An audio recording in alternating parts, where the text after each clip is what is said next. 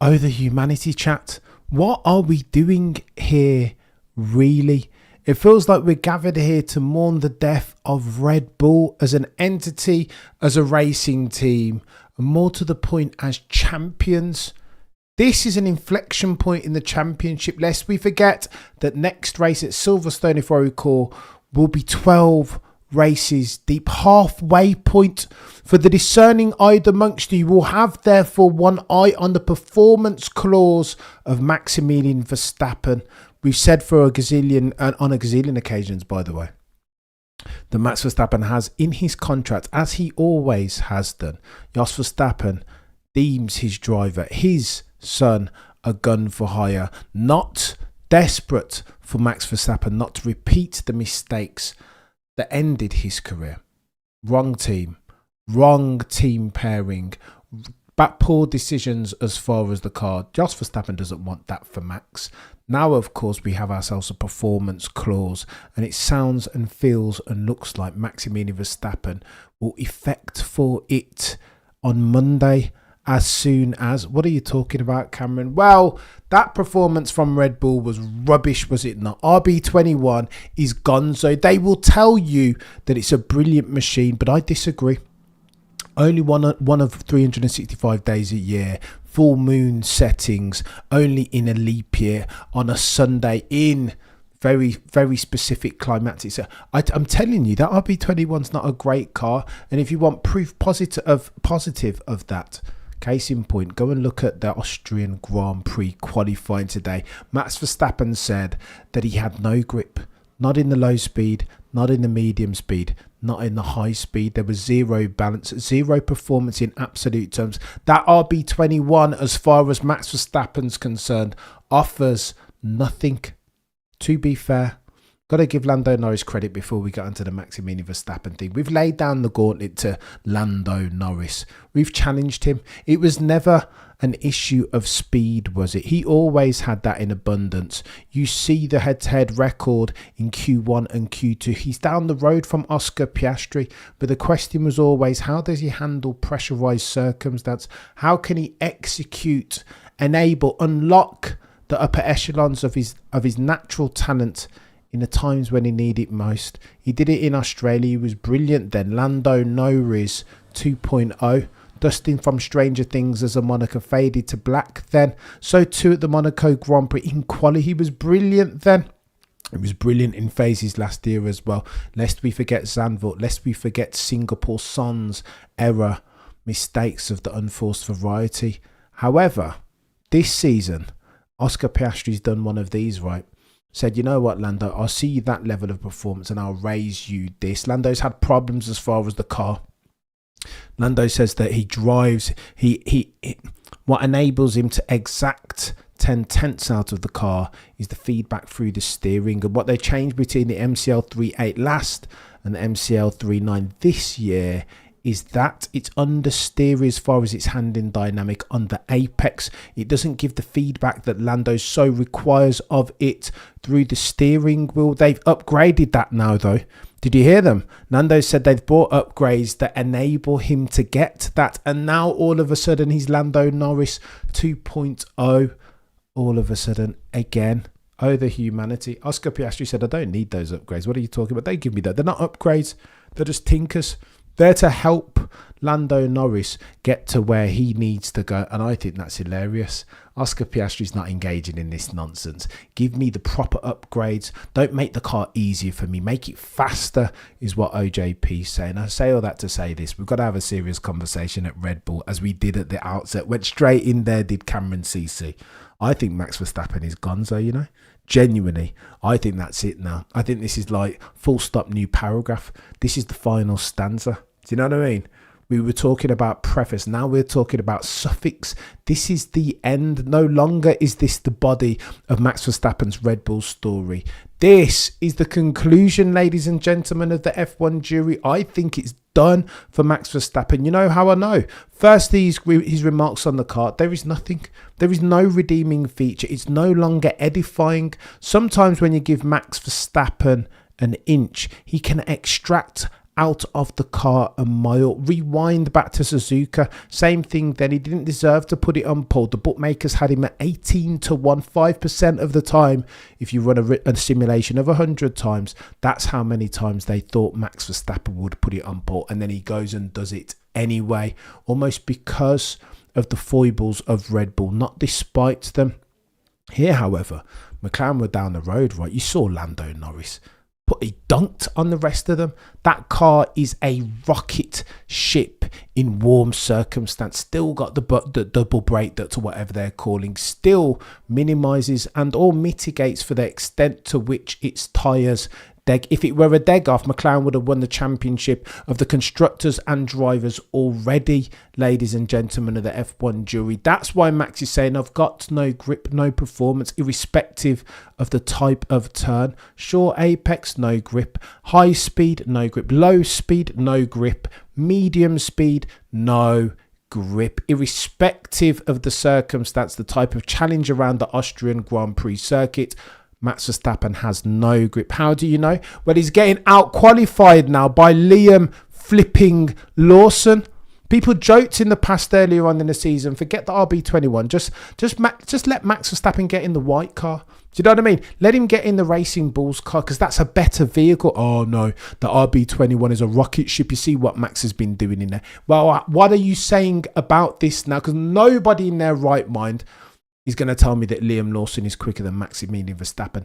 Nobody in their right mind. In fact, let me show you guys this because this is really important since we're doing pictorials and showing evidence. Here's your exhibit A, B and C. Take a look at this and tell me what you see. This is comparing, and again, courtesy of the guys and girls over at F1 Reddit. This shows the gap, the delta year on year in terms of qualifying performance as at the Spielberg ring. This is chaos, ladies and gentlemen. Everybody's getting quicker. Look at this. Kick Sauber almost a second quicker. McLaren similar to 0.7 down the road from what they were doing this time last year. Same thing with Williams. Kicked on, improved. Aston Martin kicking on to the tune of half a second. Alpine 0.4. Racing Bulls 0.36 quicker. Then you get Ferrari who've also kicked on. Mercedes have kicked on, but a little bit. A tenth.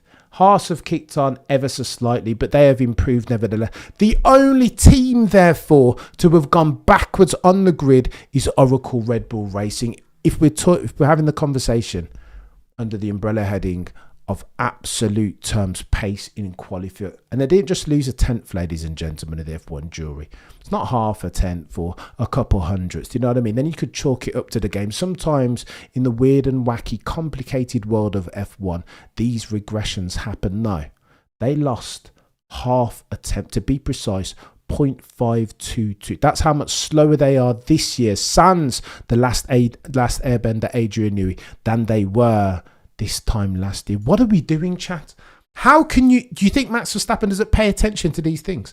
How can you expect Max Verstappen to look at these metrics and understand that the bulls that are red, the house that Horner built, are regressing in terms of absolute terms performance? How, Sway? Of course he's going to go. Of course he's going to leave. If he has a performance clause in contract, he will effect for it on Monday as soon as possible. If you forward forecast, forget what's going on now, forget spot. So let's say we do a forward forecast and look at what's going to happen next year. 2026, remember.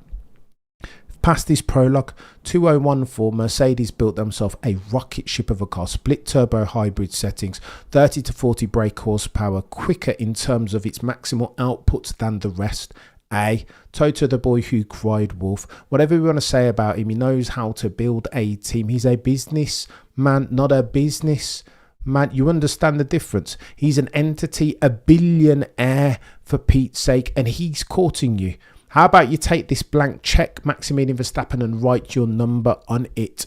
What, you want another private jet? Copy.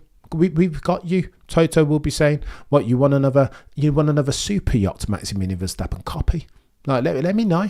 Let me know. We'll deliver it to the Monaco harbour tomorrow. Maximilian, what Jos wants another couple apartments in Monaco.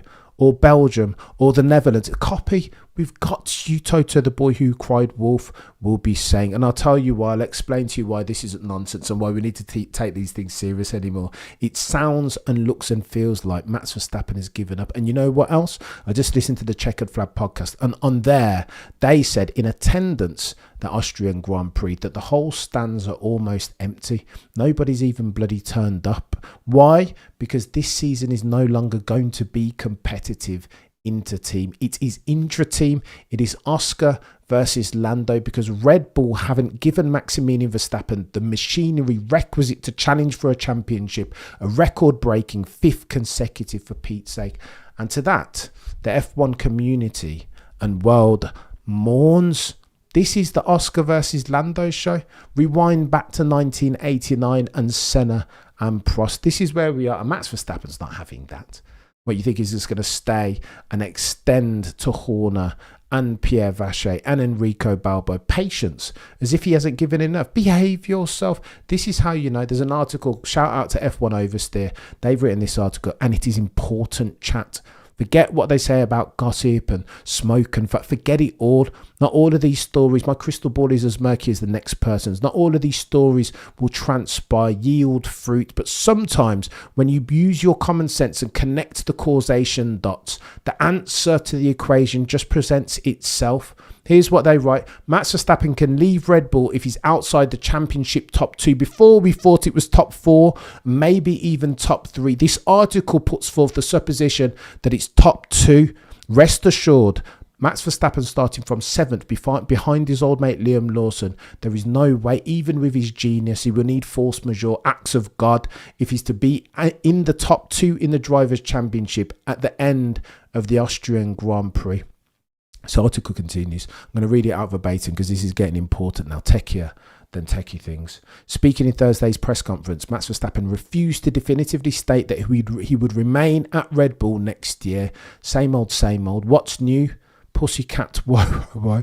That's what he's been saying for the longest time. I will never forget the time when they had to ask him 3 times, was he going to stay at Red Bull? Not the first 2 times, Max Verstappen didn't want to commit. Yes, wasn't the words that were coming out of his mouth. He said, alternatively, presented his supposition thus: I will need 3 things to continue as a Red Bull racing driver. 3 things. On this proviso, I will stay.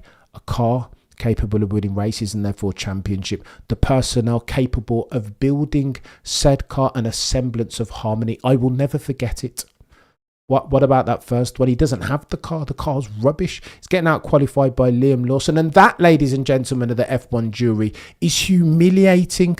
In particular for Red Bull and Pierre Vacher and Enrico Balbo, the dudes, the guys and girls who were meant to take over the mantle from Adrian Newey after he left. What's happened there? Nothing. They can't do what Adrian Newey can do. They don't have the length nor breadth of service.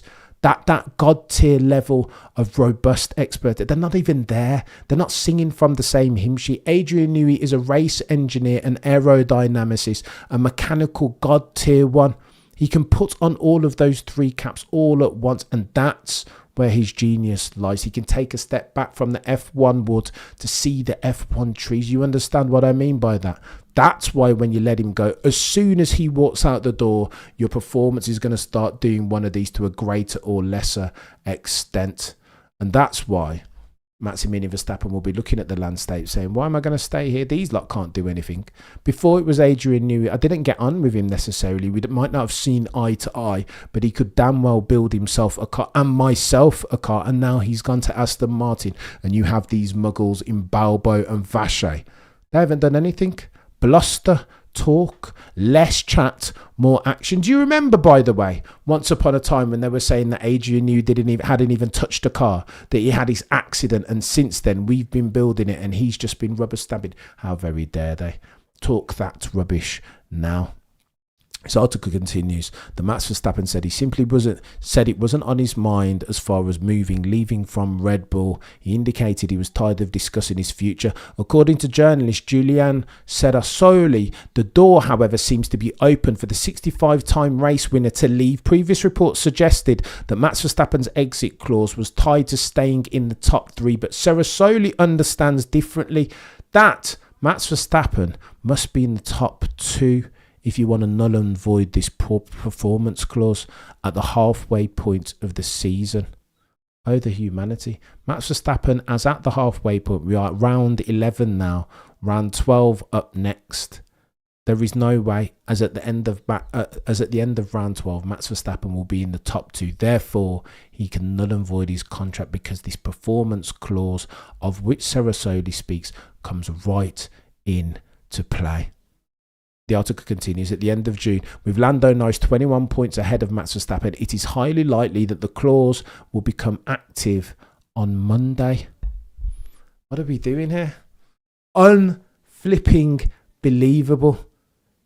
Because, of course, it's only race 11. We're not halfway. But that means that even if Maximilian Verstappen wins the next race and Lando Norris DNFs, he still won't be within the top 2. That's the extent of the Red Bull failure. And if you think I'm joking, maybe you think this is me just max glazing. We went through the history of the thing. Austria, the Spielberg Ring, is one of Max's best bloody tracks. You see the way he wins in perpetuity without compunction, as near as makes no difference. Every single race. 2024 wasn't his one, or pole, even if we're talking about race 2 victories. I haven't provided offerings in a while. You're a legend, Jams. I appreciate you so much. Pole, as far as the pole position, 2024 Max Verstappen pole, 23 Max Verstappen pole, 2022 Max Verstappen pole, 2021 twice Max Verstappen pole. That was the COVID year. Every single time over the last 5 iterations that we came to the Austrian Grand Prix, Max Verstappen dropped it on pole. This time round, he can't even outqualify Liam Lawson. Nobody, therefore, by extension, lest you wish to declare yourself an abbot of unreason, is going to tell me that the waterfall bar here isn't attributable to the car. That RB21 didn't fire. Sonoda-san was saying exactly the same thing as Max Verstappen. Bro, I have no grip. Sonoda-san's words. Max Verstappen saw Sonoda-san that and raised him this. I have no grip anywhere. High speed, medium speed, low speed. In absolute terms, there is zero performance in this car. Liam Lawson is beating Maximilian Verstappen. What are we doing here? Cerasoli understands that he must be in the top 2. I'm going to read it out again because this is important, really important, because we're going to get news over the next couple of weeks and I don't want anybody to tell me that I didn't tell you so. But Cerasoli understands that Max Verstappen must be in the top 2 at the halfway point of the year after next race, by the end of June, with Lando Norris already 21 points ahead and having dropped it on pole today by 4 or 5 tenths for Pete's sake. It is highly likely that Maximilian Verstappen will not be in the top 2 as at the end of race 12, and therefore the performance clause, Max and team Raymond Vermeulen and Jos Verstappen will be able to effect for it, nulling and voiding therefore his contract that should expire with the balls that are red as at 2:02.8. Oh, the humanity. Are you hearing this, chat? Am I making myself clear? Are these points translating here? Max Verstappen will null and void his contract. And again, we don't have it. This is still conjecture and speculation. It's not breaking news just yet. But as soon as people are talking about this, pair this with the fact that you've heard Toto, the boy who cried wolf, all weekend talking about how he desperately wants to sign Maximilian Verstappen, how contract negotiations are ongoing. George Russell too. That tells you all you need to know. Street Vision, you're a legend. Tiger Cameron, you are a better storyteller than anything on Netflix. I love your channel. I appreciate you. So I like the change of name as well, Street Vision. Listen, Cerasoli, I'm going to read it out again. Cerasoli understands that Max needs to be in the top 2 as at the halfway point. If Lando Norris bags 25 points tomorrow, as he should do, given the durable competitive advantage baked into that MCL 3.9, therefore it will be impossible, even if Lando Norris DNFs, for Max Verstappen to be in the top 2 as at race 12, the halfway point of the 2025 Grand Prix season. Even Techie, oh, the humanity, for real, for real. Here's what Cerasoli says. We do believe that this race is important for Max Verstappen's future, or this period in time, Cerasoli said, as at the end of June, the end of the first 6 months of the year, an exit clause for Max Verstappen will kick in, releasing him from his Red Bull Racing Oracle Red Bull Racing contract. Oh, the humanity. This is tech. This is absolute chaos. I felt in my bones, my F1 spidey senses were tingling, telling me that we could be at an inflection point in the 2025 season. But F1 future going forward, right? Max Verstappen in Mercedes overalls. Oh, the humanity. Black Swan settings. Nicholas Nassim Talent. I can barely conceive of it, let alone envision it happening for real. For real. This is chaos. Absolute chaos. Cerasoli, one of the god tier ones, by the way, for the avoidance of doubt, all F1 journals are created equally, but some, mention no names, Julian Cerasoli, are created more equal than others. And if she's saying this, then I believe her.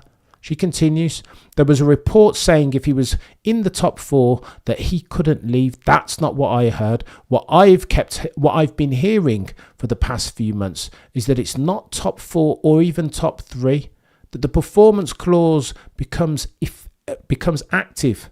They can effect for it if Max Verstappen is outside of the top 2 as at halfway of the season. Race number 12. We are currently, for the avoidance of that, Austrian Grand Prix round 11. At the moment, continues Cerasoli. He's in 3rd position, but he doesn't look like he's going to be in the top 2 by the end of this weekend. And more to the point, the gap between Lando and Max is 21 points. If, as at the end of this race weekend, it is 25 points or more, equal to or greater than 25 points, Lando Norris can go and DNF as at round 12, and Maximilian Verstappen, even if he wins the race, won't be within the top 2. Therefore, the performance clause is in play, and we already know that Toto, the boy who cried wolf, is sniffing around Max Verstappen like a fly on SH1T.